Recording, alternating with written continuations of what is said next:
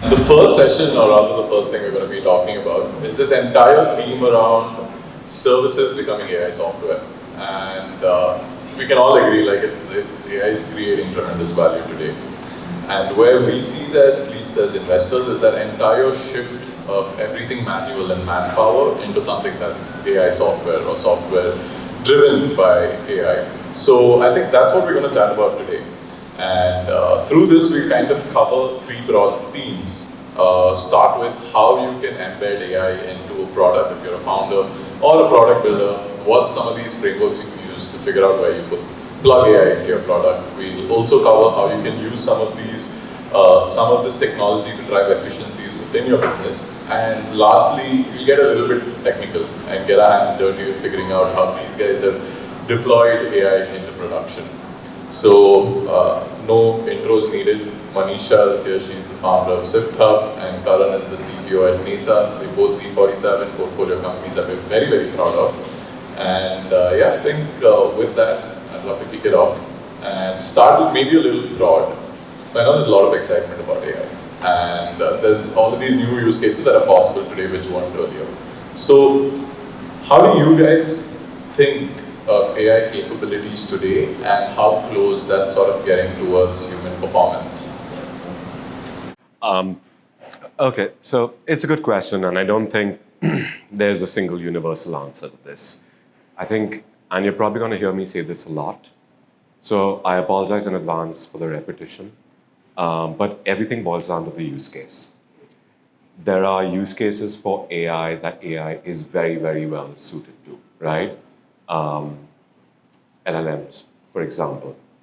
LLMs are at their best when they're dealing with structured language, and no prizes for guessing what the most structured form of language is, and that's coding.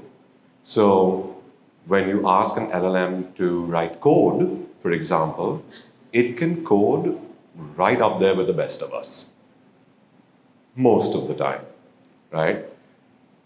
At the same time, there are use cases where models are not great. Subjectivity, moral assessment, the trolley problem, if you're familiar with it, right? Explainability, asking a model why it outputted certain data or led to a certain inference. In those use cases, AI is not great yet. The human will always have the advantage. So in terms of whether, which is better, one or the other, I don't think it's a simple answer. It depends predominantly on the use case. And I think when we sort of come towards use cases, it's probably, we've been asked this a lot, like, okay, there are 10 different things I can do with AI today. How do I figure out what framework do I use to figure out where I can put AI into my product? And Manisha, I know you had a very interesting, or you've gone through this journey yourself. So how do you think about, or how did you go about figuring out where you can use AI, build a product around it, or use it in a product? So the problem which I actually faced when I was advising a couple of companies was of not being able to find any information with the company. So like all of us would have faced this challenge where some data is sitting in Drive, some in GitHub repositories, of course some when it comes to sales and all, some in CRM, Confluence, Zendesk support articles. So the data is spread across multiple tools. And when I was advising this company, I was like, wow, why is it so difficult to find any knowledge within the company? I have never faced this at Loginex, like, we scale the company to so many people, but we never faced this problem. And then I was like, I was the founder of Loginex, and I literally knew what is kept where, and I know where to go.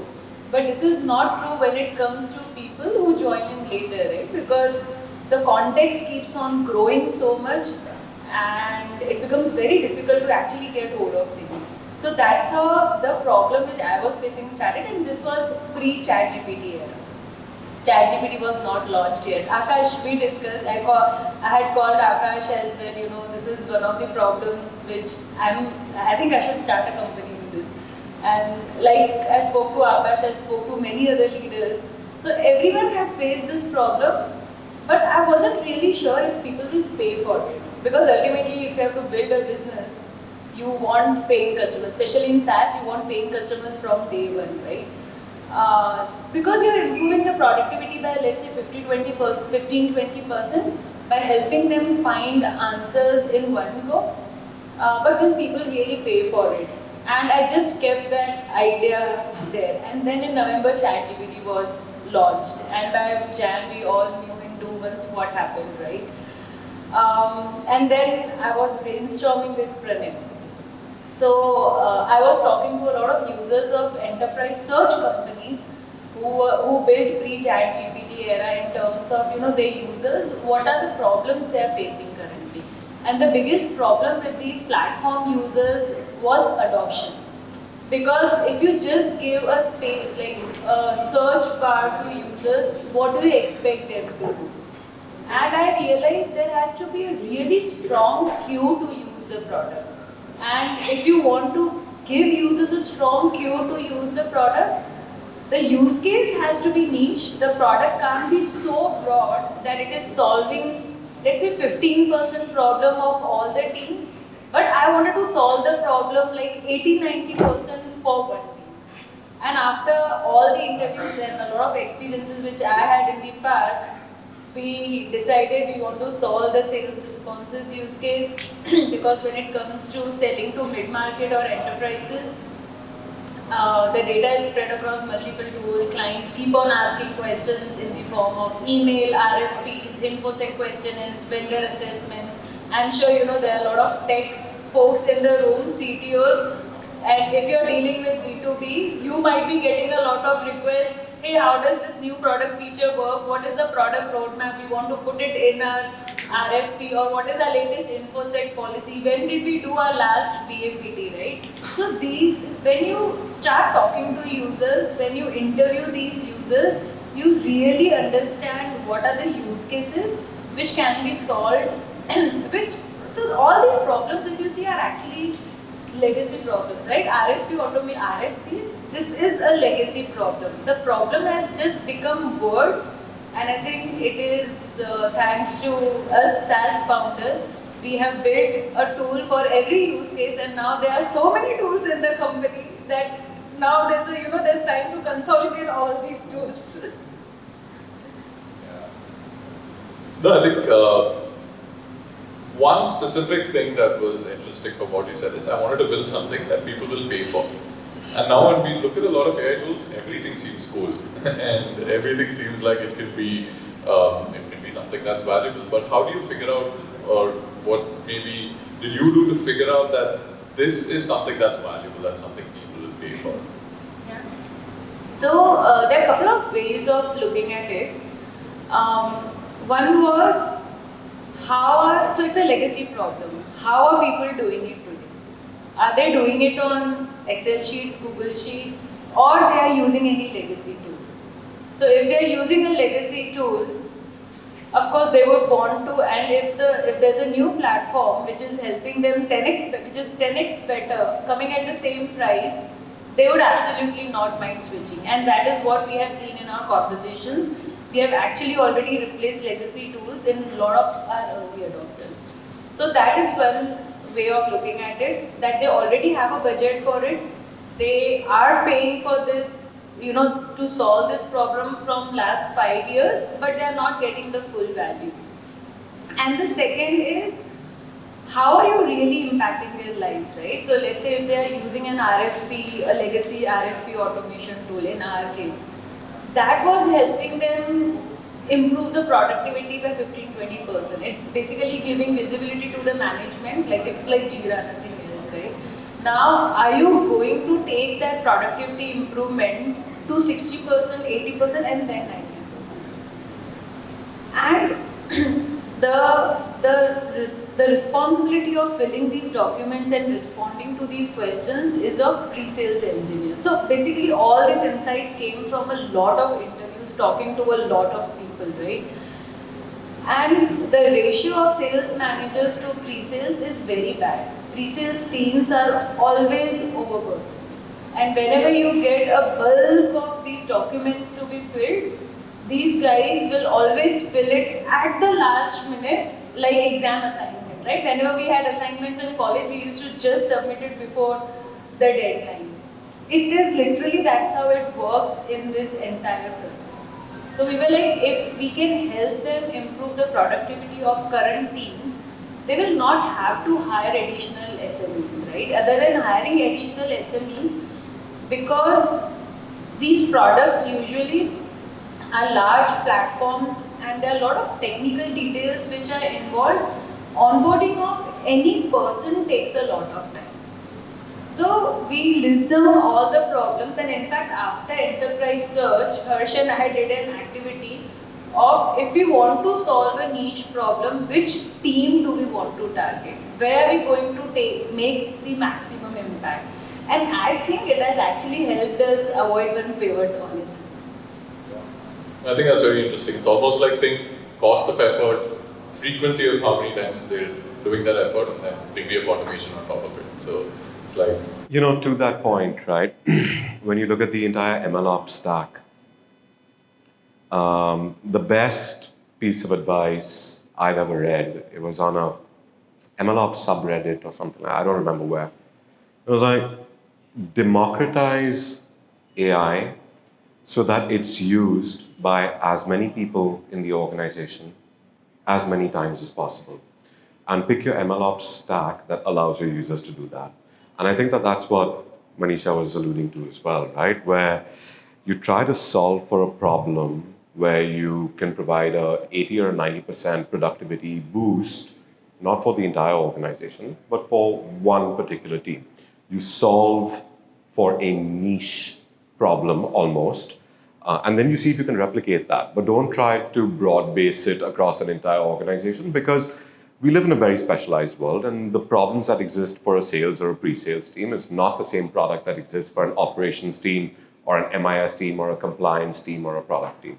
Solve for the problem they're facing, solve for a specialized need, and as long as you're able to show ROI or outcomes, I think clients will pay for it.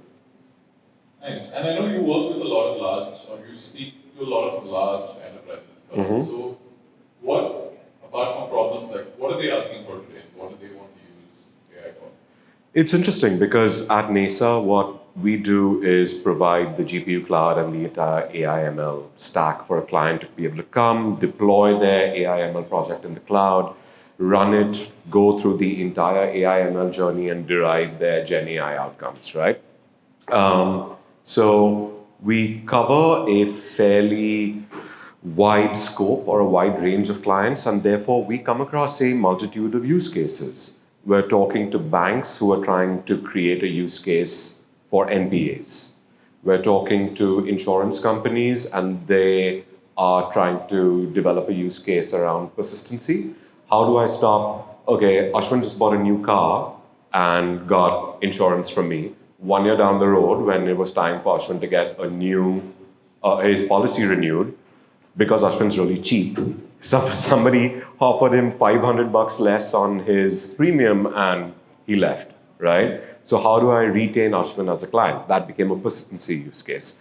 A lot of use cases are around what's called intelligent document interaction, which to a very large extent is what Manisha does, being able to mine existing data through documents and to be able to query it and get rich responses, through a simple widget or a Gen AI applet or whatever it is. The use cases are fairly diverse. If gun to my head, I would say a lot of use cases across multiple industries right now revolve around some form of LLM usage. It's always the usual suspects that clients are using. Some LLM model, LangChain, Llama Index. These are typically the models that people typically wind up using. And there's low-hanging fruit in terms of use cases because that low-hanging fruit is relatively easier to execute right now. And then we're going to try to solve for the bigger problem. So people aren't trying to solve for the biggest problem right now. I think they're trying to solve for the easiest problem right now. Yeah. And when you kind of put AI into a product, you do want to test, experiment, make sure that it's working fine. And I know you also been thinking about this. So how do you, what's the right way to even test if your model is doing fine? How do you think about testing and experimenting with AI? I was just having this conversation with Harshita yesterday. We spoke for it for 1 hour. Best thing, so what happens is, I think maybe this is the problem of starting second time, that first time what happens is, you see a problem, you start, you have kind of a trashy product and you still sell it and give it to the customers. But this time you're like, I'm going to build a perfect product and then give it to the customers. But luckily, first this is what we had thought, we will have at least not minimum viable product, but minimum sellable product. It might take us 1 year and then we launch and give it to the customers. In 2 months, we changed that decision. We were like, okay, this is not going to work. This is a very risky move. We know the problem is valid. I mean, the problem is real. There's a need of this solution. Let's just build the search and generative features, which will actually need a lot of iterations and fine-tuning for it to work perfectly fine for these two teams, right? Even if you're using, let's say, OpenAI models or any other models, you have to have a lot of other things in place, like the right embedding models, the right cross encoders, then the right LLMs, right? So it's not just one generative model, there are a lot of other models which you have to actually decide when you're building these things. So we decided, let's build a prototype and give it in the hands of the users as early as possible. Because this you cannot, it's not like a project management module you're building which you can get it right in the first time, right? This needs a lot of iteration. You need actual user data to test. You can generate a lot of data from, again, using ChatGPT to test, but again, that is machine data, right? So we decided, this is the approach we took in terms of testing, that of course after testing a lot of use cases at our end, we decided we will work with early adopters or design partners as we call them, and let's have the real data into the system, and that's how we can start improving the system. That is one. Second, I feel automation is very difficult in this space. We are still figuring out that what is the best way to actually automate, testing the responses of these things, again, because it is not a workflow where you can actually say, okay, this is true, this is false, because it's pretty subjective. This generative AI entirely is very subjective. The third thing is evals.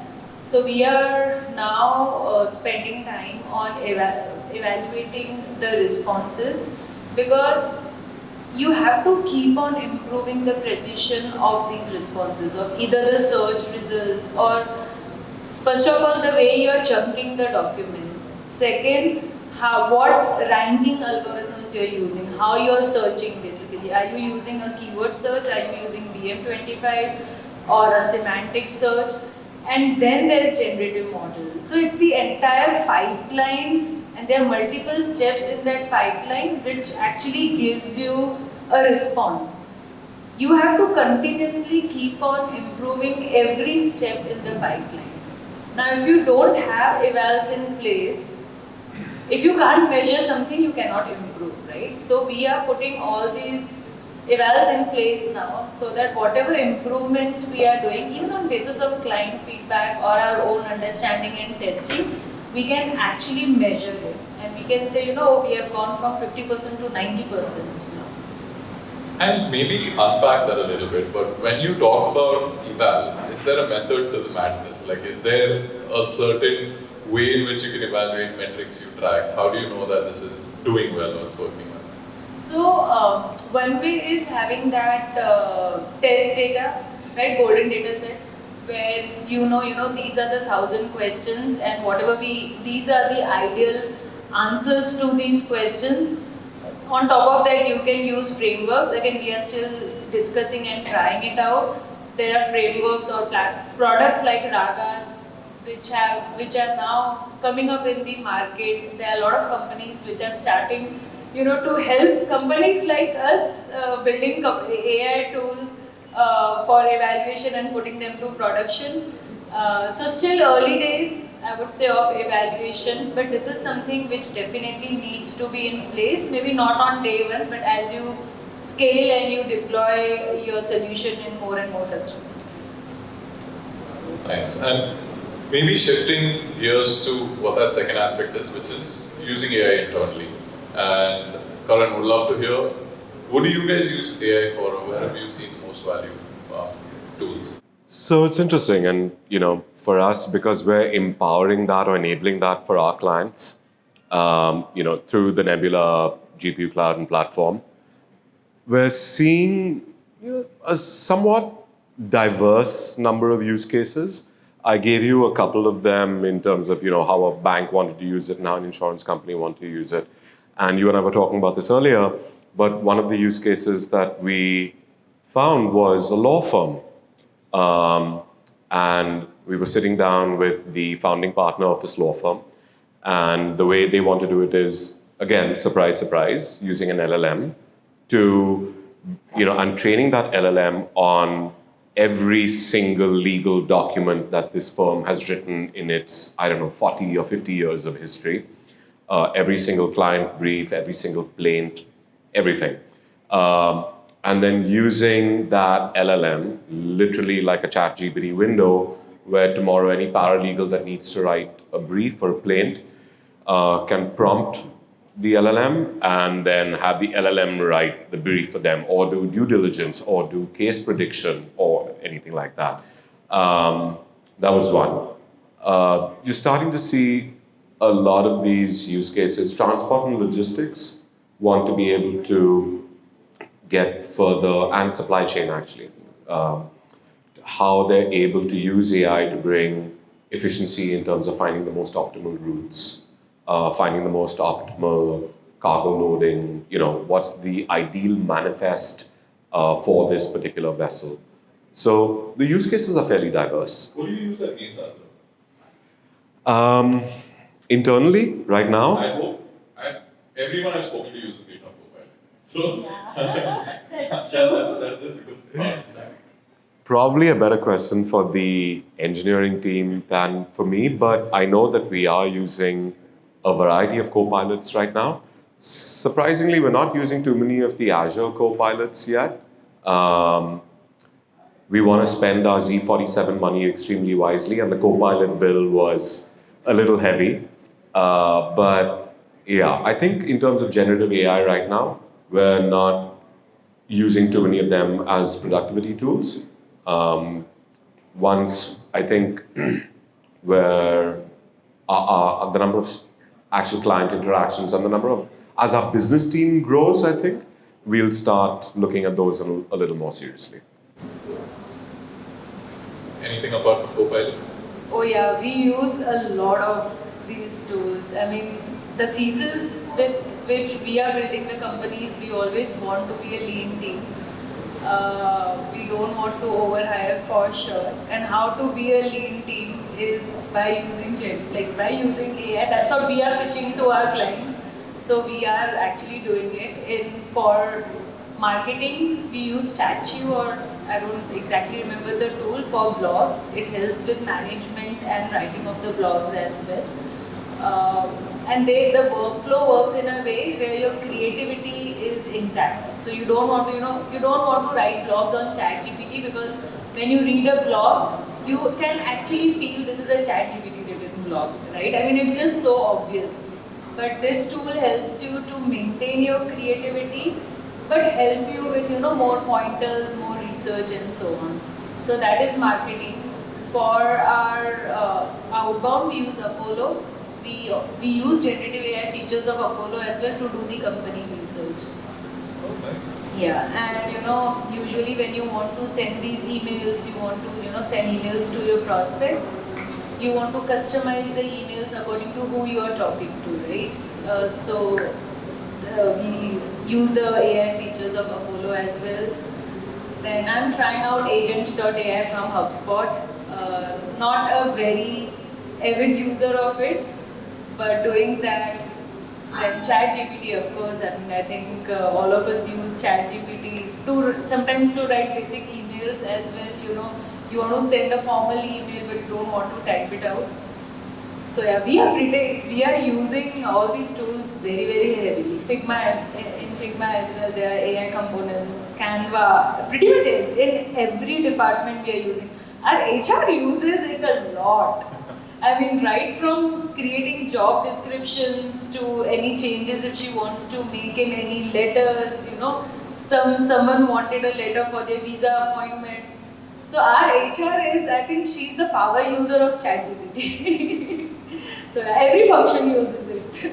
And I mean, the best one I've heard so far is a founder told me he's landed 5 to 10 meetings last month using an AI SDR. Like I've just set that thing on autopilot, it's hitting up 70, 80 people a month and it's got me 5 meetings. So yeah, it's great. I want to try that out. I've heard Clay.earth, one of our advisors had told us that. So I want to try that out actually. I wouldn't mind that.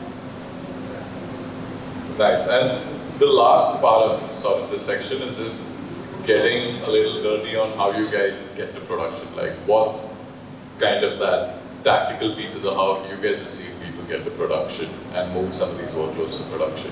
And maybe we can start off first with on-prem or cloud.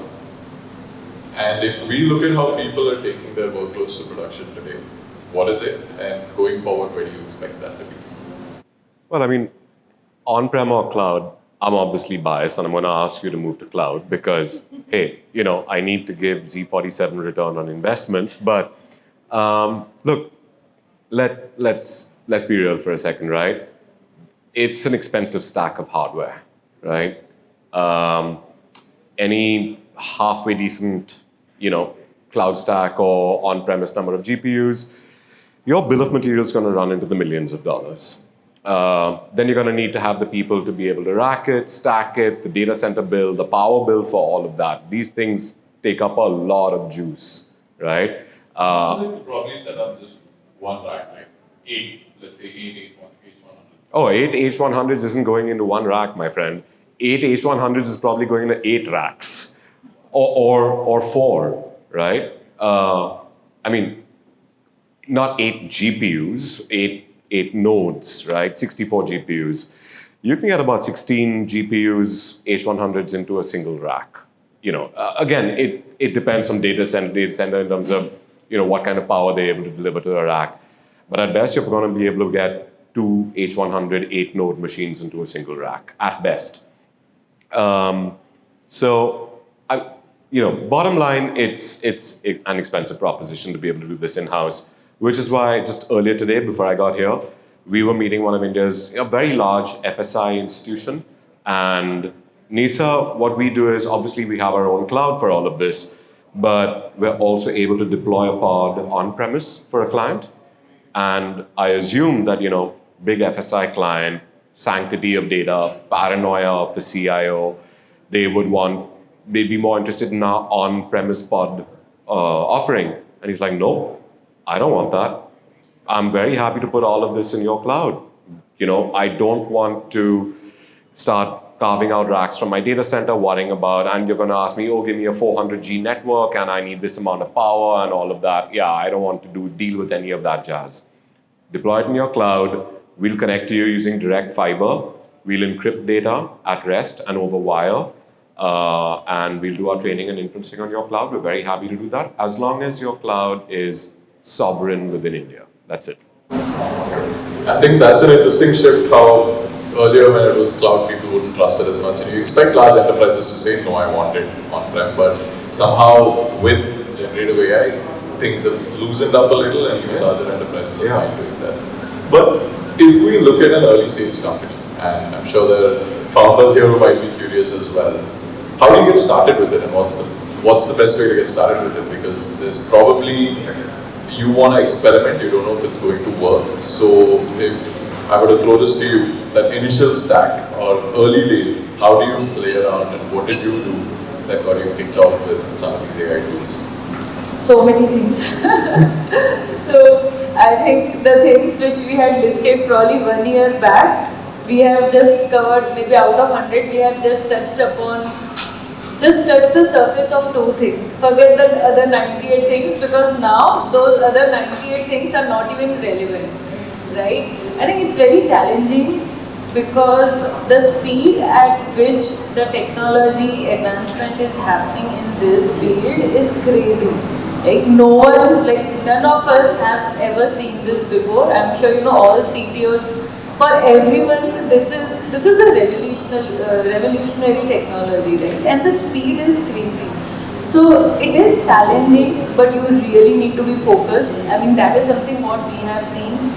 There will be new models coming in every day, and you have to really balance on how much time and money both you want to spend in trying out these new models versus taking a call. Okay, you have gone with the best model, at least the best model available in the market. How do you make that model work for your use case? Because literally every week we are seeing new models, new versions coming in, right? Now, think about the entire effort. It's not just development, and you can just change the prompt, but prompt changing is not easy because you have actually worked on a prompt and tested that prompt on thousands of use cases. Now, if you are changing the prompt, you again need to do the same activity again. The way you are chunking the documents is actually dependent on also what model you are using. That can also get impacted because every model works differently, right? Every model works differently for structured data versus unstructured data. For example, we have seen GPT 3.5 till 3.5 does a very bad job with structured data. If there are there's structured data in your reports, but with 4 that is much better. So you have to kind of do a little bit of research as well, but be focused. If you have chosen something, try to make it work. Don't get married to it, obviously, but try to make it work. And from day one, because you already know, I mean, we knew that there are so many changes happening in this technology. Build an architecture which supports any such changes easily. So have a more decoupled architecture. I think that is something which helped us a lot. Having a more decoupled architecture so that tomorrow if you want to change something, you can change it easily. And what's probably a model what's your favorite model? Oh, what's my favorite model? Yeah. So currently we are, again, as I told you, there are different models for embeddings, cross encoders. But if you ask me generative, we are dependent on Azure OpenAI. Basically GPT-4 is what we are using, and there also actually we have a pipeline. It is not just, let's say, we give the context to GPT and it gives us an answer. That's not how it is. We have gone above and beyond. We are not just giving response to the users. We are giving the response in a structure which a human would ideally write while reading a question. So, for example, when a request comes from a customer, if it is a question versus it is a requirement, the answer is worded differently. When to use bullet points, when to use paragraphs, what should be the length of the answer, what should be the tone of the answer. If I am on a call and asking a question, if account executive is on a call and they are asking a question on SiftHub platform, you don't want to give a bulleted list of answers, right? You just want to give a short answer. So we have totally fine-tuned the system, not the LLMs, to give these very relevant answers, and that's why it's not just one call, there are multiple calls. The other reason why we have these multiple calls is to avoid hallucinations. I think the biggest problem all of us would have faced is hallucinations, right? Especially when you're responding to customers. We are committing to our clients that all your responses are grounded in company's knowledge, which means we can't have hallucinations. So the decision we took internally, it's okay, we will give 10% less responses rather than giving even 1% hallucination. So currently we literally don't have hallucinations, almost no hallucinations in our system, and that is only because we have these multiple steps of verifying that the answer which we are actually giving to the customer, is this the right answer? I saw a lot of people's eyes light up when you were like, we have almost zero hallucinations. Please give us the secret. Be okay with 70% automation. Don't try to get to 90%, because if you try to get to 90% on day one, there will be hallucination. So it's okay to give 10% less automation, but 100% trust on the system by the users. Yeah, and last question before I, open the floor to the audience. But Karan, OpenAI versus on-prem, and I'm sure you come across this a lot when you meet people who want to use AI. What do you tell them? Sorry, OpenAI versus fine-tuning one of your own models. See, I mean, there's issues when it comes to fine-tuning your own models, right? Let's assume you found something on Hugging Face, right? And firstly, choosing the right model, gathering your data set, cleaning and pre-processing your data, which means you're now going to have to chunk your data into your training data, your validation data, your test data. You'll have to do that on OpenAI as well. But I think your question is, are you going to fetch a model every time you want to train it versus using something that's stored locally on your own repository? Look, as a platform service provider or a cloud service provider, I don't technically have a horse in that race. If SiftHub, for example, is hosted on the Nebula cloud, if Manisha chooses to use OpenAI and do a call using, an API call to OpenAI every time she wants to inference, that's absolutely fine, right? Again, it's ironic that this is the last question. I started by talking about the use case. I'm going to close by talking about the use case. It depends on your use case, right? Manisha will have very good reasons as to why she's chosen Azure OpenAI, right? Perhaps the accuracy, the precision, the seamlessness of the workflow is something that works for her. We've had clients who've actually had Llama because their priorities may have been a little different. They don't, OpenAI can get very, very expensive. Azure OpenAI very quickly, right? You deploy it for 5 different clients and you're paying by the token, and that you're going to run up a very, very large bill very fast. So therefore, Llama could be a much more viable alternative from a price-performance ratio as part of your MLOps stack. It depends on what your use case is. It depends on what cat you're trying to skin and what your priorities are. They both work. They both have their own benefits.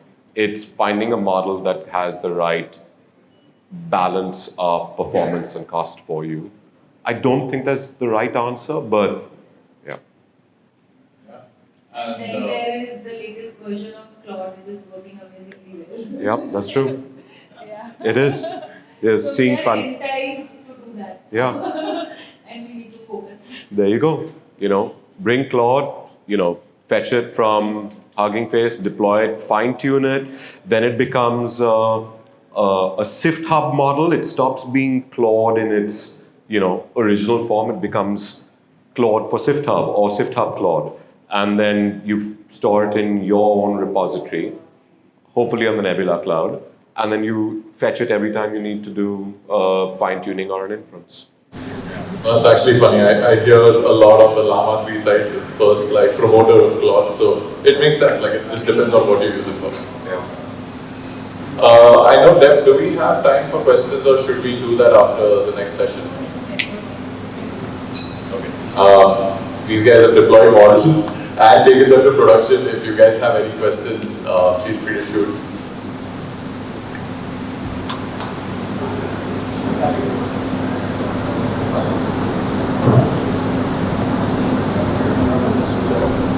You can use this one.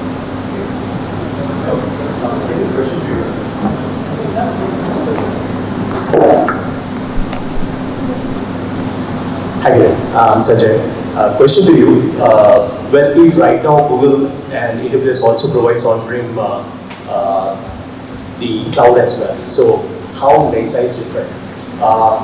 Why I'm going to use Neysa, and how Neysa is going to, what exactly different you guys do than AWS or That's a really good question.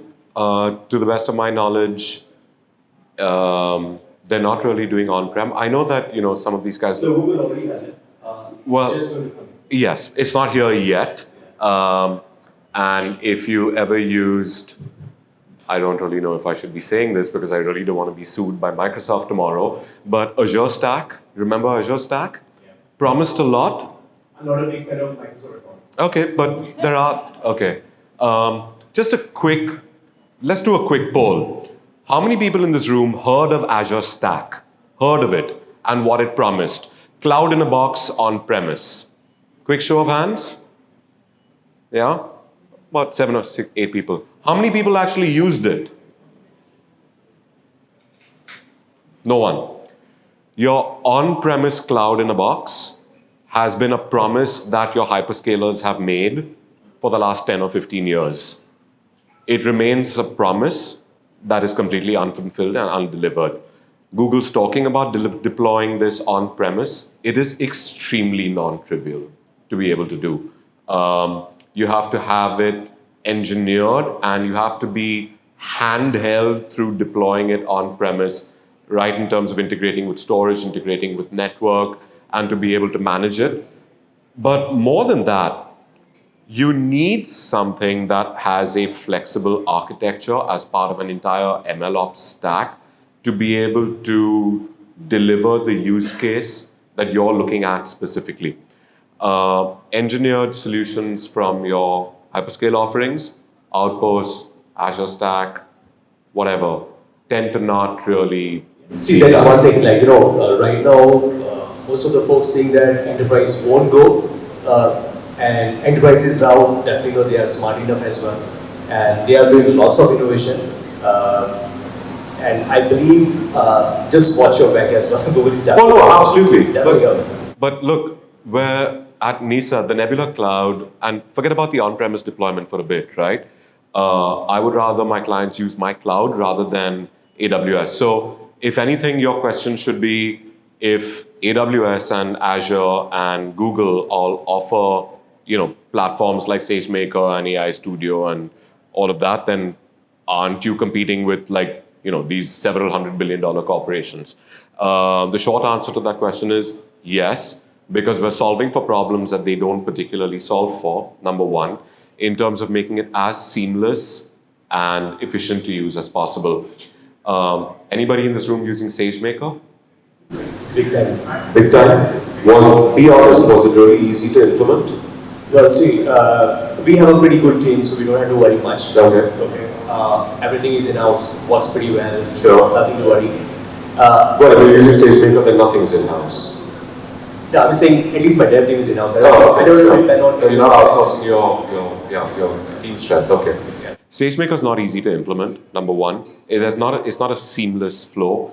If you use SageMaker, you get bounced around between different AWS services quite a lot, right?